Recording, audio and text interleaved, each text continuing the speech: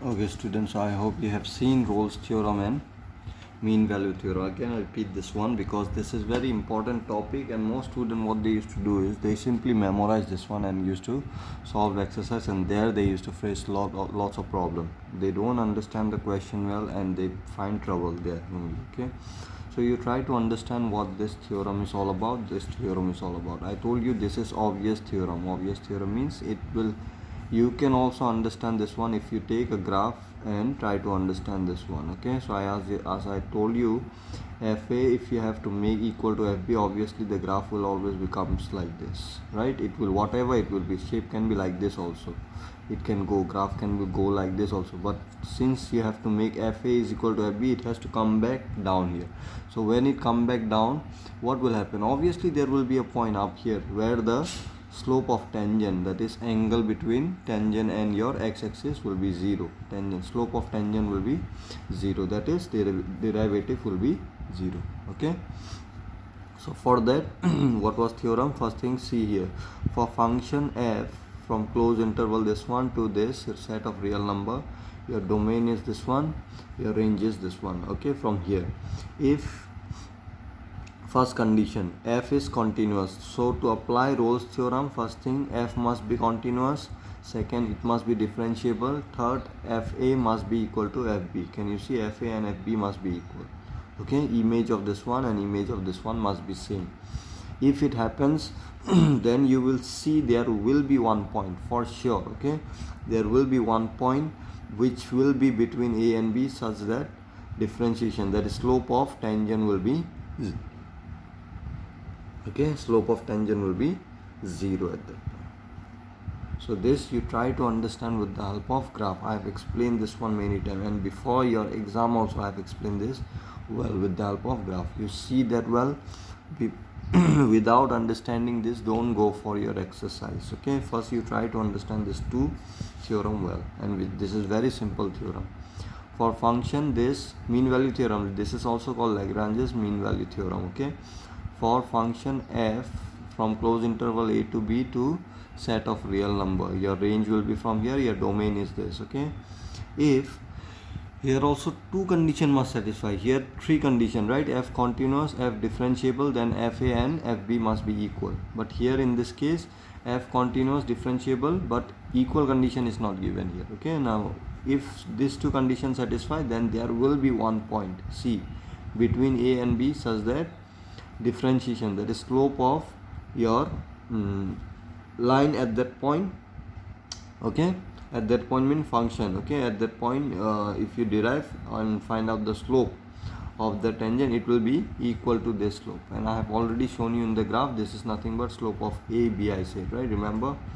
So if I rotate this one and make it equal, fa equal to fb, if I make it here, it will become Rolle's theorem, this one. Okay, so I hope you have seen the graph and you have understood this theorem so well. If you still have doubt, let me know, I will explain this one separately again. Okay, but without understanding this, don't go for exercise. Okay, if you have doubt, you can ask. So let's move to exercise 5.8 now. Okay, so in 5.8, question number 1, you can see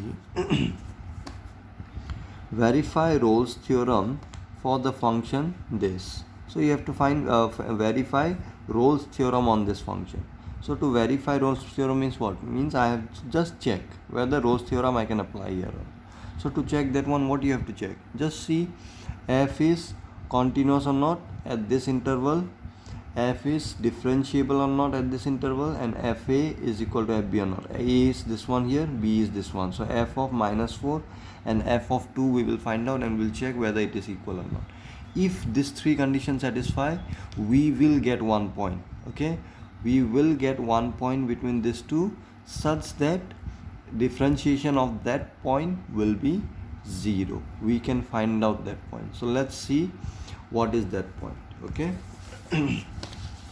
So we will see just whether we can verify, whether we can apply here Rolle's theorem or not. So number 1, given, what is the given function? Fx is equal to x square plus 2x minus 8, where x belongs to minus 4 to 2. If you have doubt here, you can write this one with pencil. This is your A, this is your B. Okay, so to apply Rolle's theorem, all conditions must be satisfied, right? So first thing, we will check whether f is continuous or not. Here A, f is continuous. Why continuous? Because this is polynomial function, right? And we know that polynomial function is always continuous, because graph of this one will be surely continuous. There will be no break for sure. Okay, remember, polynomial function is always continuous. I have given this one in a algebraic form, right? When I discuss algebraic form of continuity, when I discussed that one, I told you that polynomial function is always continuous, because polynomial function will never break. Graph will always be continuous, right? There will be no break. This is polynomial function, so f is continuous, as f is polynomial function, is polynomial function. If you want, you can check with left hand limit and right hand limit for the point between this. Okay, and minus 4 to 2, you already know, right, how to check continuity. So you can check that continuity with left hand limit and right hand limit also, but no need, because by looking at the expression only we can say whether it will be continuous or not. Like for example, if you have greatest integer function like this, now at this point I don't know whether it will be continuous or not. I know that this will be discontinuous, we have checked that also, but this is not polynomial function. Okay, since this is not polynomial function, we cannot say this is continuous or discontinuous. We have already checked, by the way, this one in exercise, that this is discontinuous always. Okay, the greatest integer function is never continuous, because there will be a break always, right? Anyway, so polynomial function is always continuous, so we know that. So simply we will write this one. So we are not going to check left hand limit, right hand limit, all those things, and we will waste time. We cannot do that. Okay, so from now onward, you try to understand that polynomial function is always continuous. Number B, polynomial, I hope all of you know, right? Polynomial is those expression in which the variable power is whole number. Okay, always whole number. So in this case, f is continuous. Okay, we got it. What about differentiable? So first let's differentiate this one. What will be differentiation of this one? Till now, differentiation you can do at one step only, I guess. So differentiation of this one will be 2x plus 2. Okay, so derivative, differentiation will exist or not? Obviously, if you take any point from here and put it here, it will be a determinant value, right? Remember when we do limit, when we used to take left hand limit and right hand limit, when this point, if I take and put it here, if it is indeterminate form, then we used to use limit concept, right? But if it is determinant form, we don't use, because we know it will be exist always, right? So when it exists, you will see left hand limit and right hand limit both will come same. So no use of taking left hand limit, right hand limit when it is determinant form. So in this case also same, differentiable, how we used to check? Remember in exercise we have done left hand derivative we used to take and right hand derivative. So do we need to check here by left hand derivative and right? Obviously no, because you know that if you take any point from here and put it in place of x, it will be a determinant value. Okay, any point if you take from here, it will be a determinant. It means left hand derivative and right hand derivative, whatever you point take it, it will come out same. So no use of taking left hand derivative, right hand derivative. We will directly write f dash x exist. Okay, since f dash x is equal to this, so obviously differentiation will exist. Okay, it will be differentiable. So which implies, or that is, f is differentiable or derivable. I can write differentiable. Okay, so differentiable and continuous it is, right, this function. Last condition, whether fa is equal to fb or not. In the rough you can check fa is equal to fb or not. Means f of, what is your a here, minus 4, and what is your b here, 2. We will check these two are equal or not. So first we have to find this f of minus 4. Let's find out here f of minus 4. Okay, this you can do in fair work. Let's find out f of minus 4, what it will be. Minus 4, put it here, minus 4 square plus 2 into minus 4 minus 8. What it will come out? 16 here, plus minus minus 8 minus 8. So minus minus plus, so it will be minus 16, minus 16 plus 16, 0. So let's see F2 will give you 0 or not. If it will give you 0, then your Rolle's theorem will be applicable. There we will get 1 point there between minus 4 and 4, such that differentiation at that point will be 0. So first we will check whether it will come 0 or not. Then only it will be applicable if it is equal, because it is continuous and differentiable. Two conditions already satisfied. Okay. And this kind of question they will give you for 4 marks in exam, or they might give for 6 marks also. So these questions are very important, and it is for sure that from this part one question will surely come. Okay, so you practice well and try to understand again. I repeat that. So F2, what it will be? So let's put 2 in place of x. So it will be 2 square plus 2x minus 8. So what it will be? 4. Sorry, this is plus, right? Plus 2 into 2, 4. This also 4, right? Minus 8. So 4 plus 4, 8. 8 minus 8, 0. So yes, we got 0, which implies f of minus 4 is equal to f of 2. Therefore, can I write there exists C belongs to minus 4 to 2.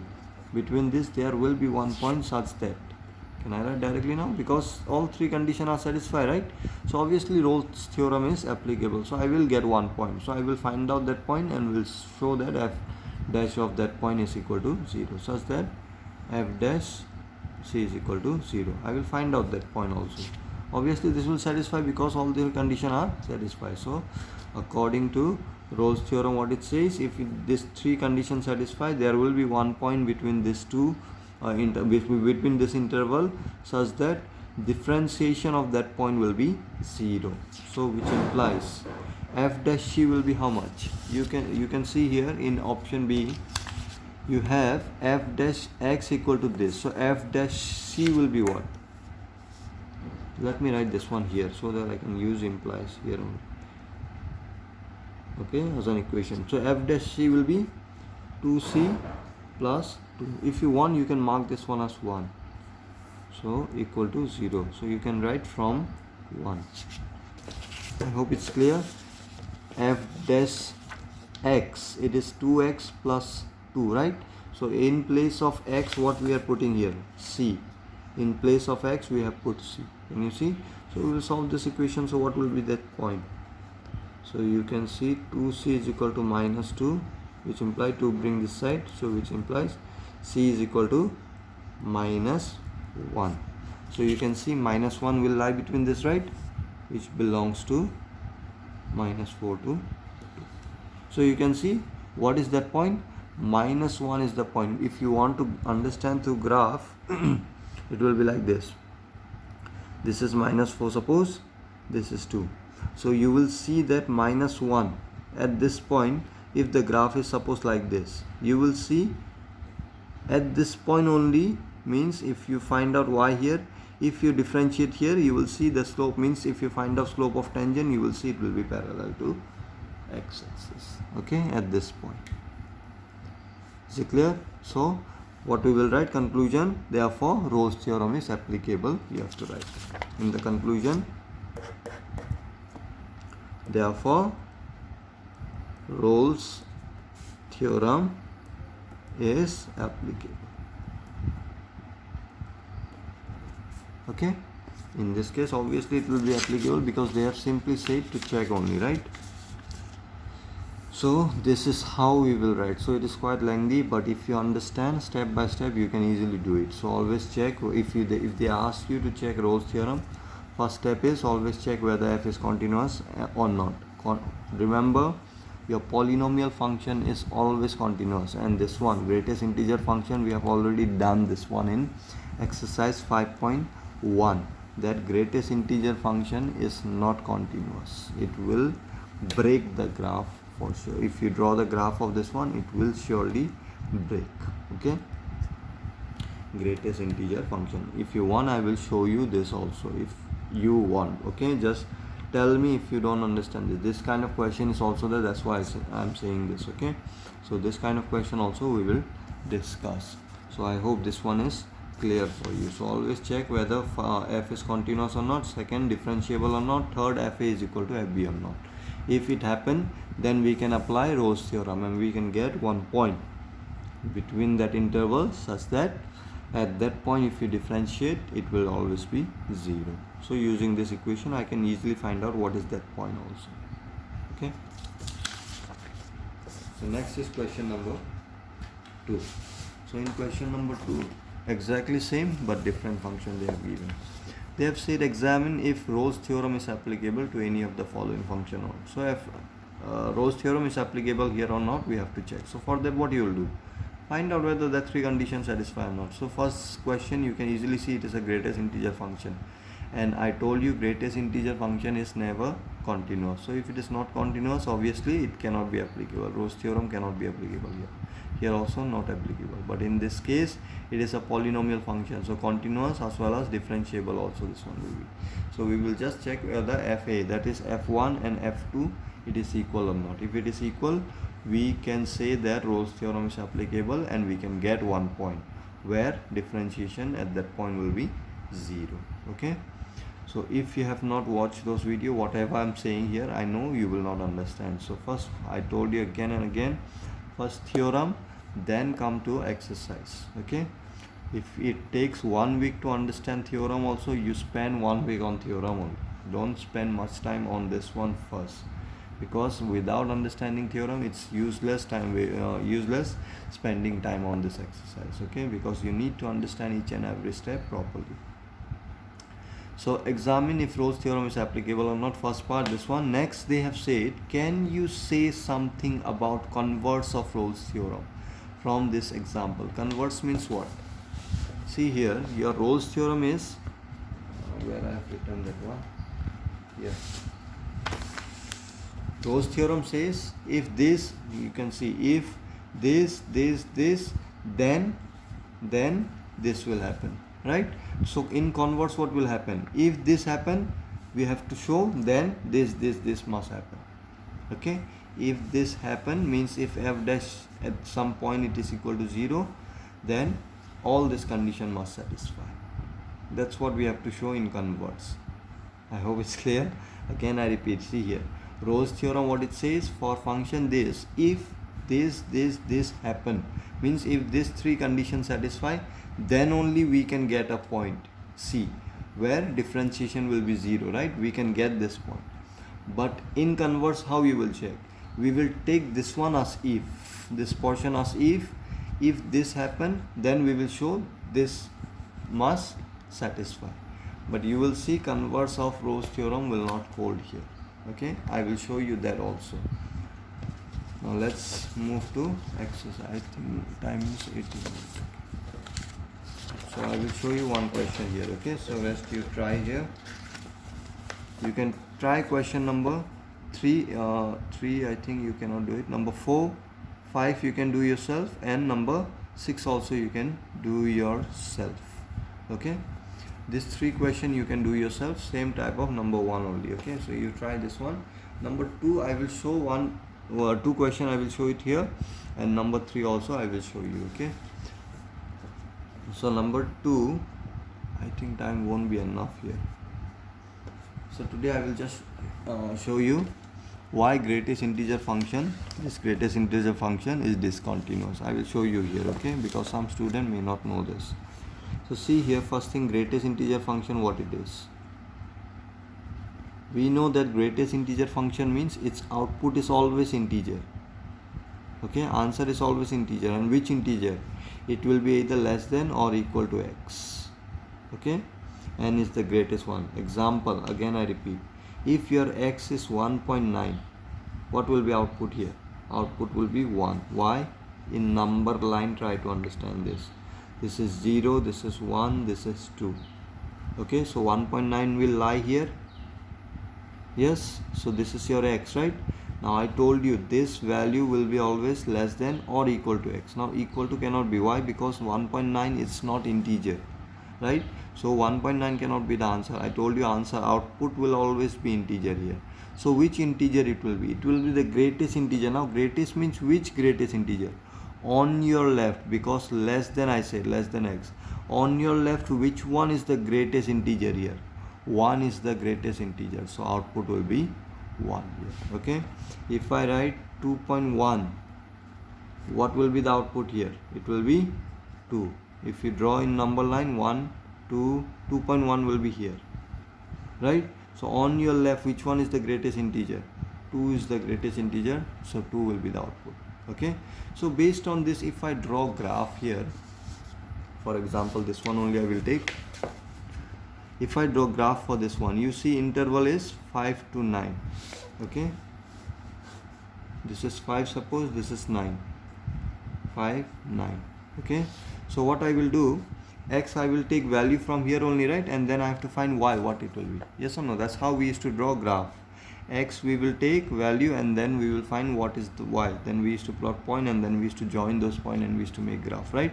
So see carefully here. If I take x 5, what will be f of x? F of x is function is greatest integer function, right?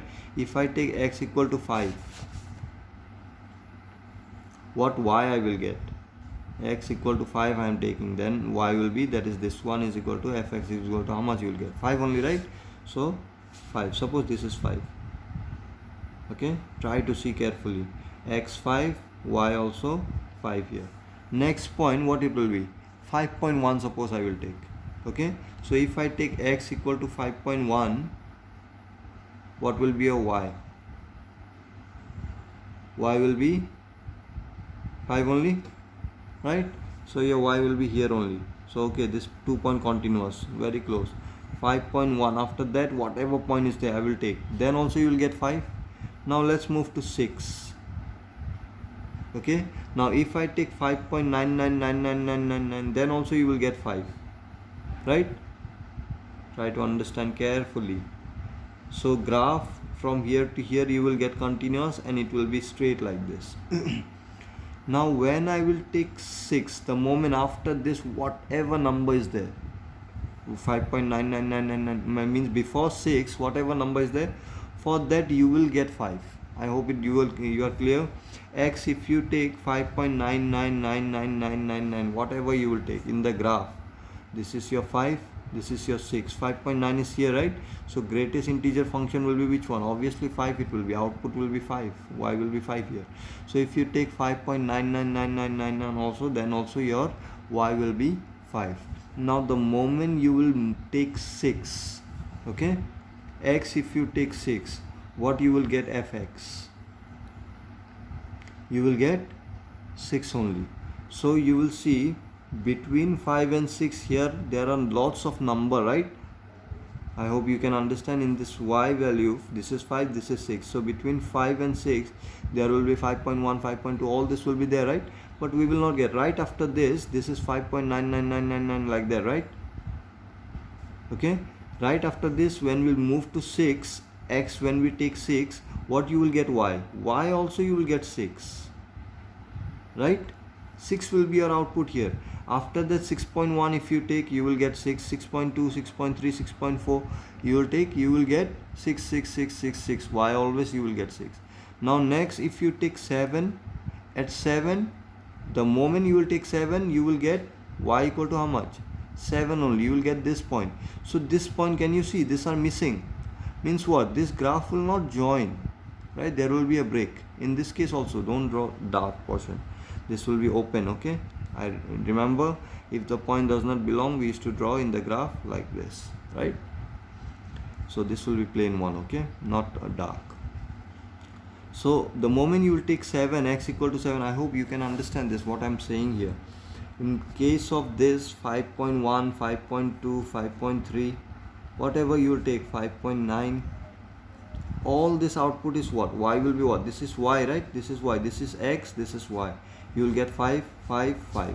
So when you take x 5.1, 5.2, 5.3, this between 6 and 5, when you take values, your y is always 5. The moment you took 6, x equal to 6, your y becomes 6. Now see, at this point it was 5 and after that you got 6 here. So you can see the graph will not join. It will not be continuous. So that's why greatest integer function is always discontinuous. And this in exercise 5.1 we have done with the help of left hand and right hand limit. With the help of left hand limit, right hand limit and f of c. With the help of this condition we have checked that greatest integer function. You have seen, right, left hand limit and right hand limit, it was not same. You have seen in that question that graph at all integer it will break. You can see this was the question. Exactly not greatest integer function, but you can see the function is related in terms of greatest, is discontinuous at all integral point. Okay, here this denotes greatest integer function less than or equal to x. So this question number 19 you have done already, right? So I have already explained this one. So you see this one here, only we can understand with the help of left hand limit and right hand limit we have solved this one. Okay, and here I have explained you with the help of graph also. You can see this will be the graph, like this it will be always. Okay, so at every integer you will see it will break the graph. Okay, so I hope things are getting clear now, slowly and slowly, right? So greatest integer function, always remember this will be discontinuous and also this is not differentiable. Okay, greatest integer function is not even differentiable because left hand derivative and right hand derivative, obviously that also will not be equal in this case, because left hand derivative is also same, right? Same like left hand limit, right hand limit only, yes or no? So exactly kind of same. So obviously here you will not get, it is not differentiable, you will get here. Okay, and it is discontinuous also. So in answer we are not going to show like this because we have already done. So you can write this one as note. Okay, you can write this one as note. In exam you can directly use this. I have already shown you. You can write greatest integer function is neither continuous nor differentiable. Okay, you can write down this as note. So with this I will explain the rest of the question in the next video. Okay.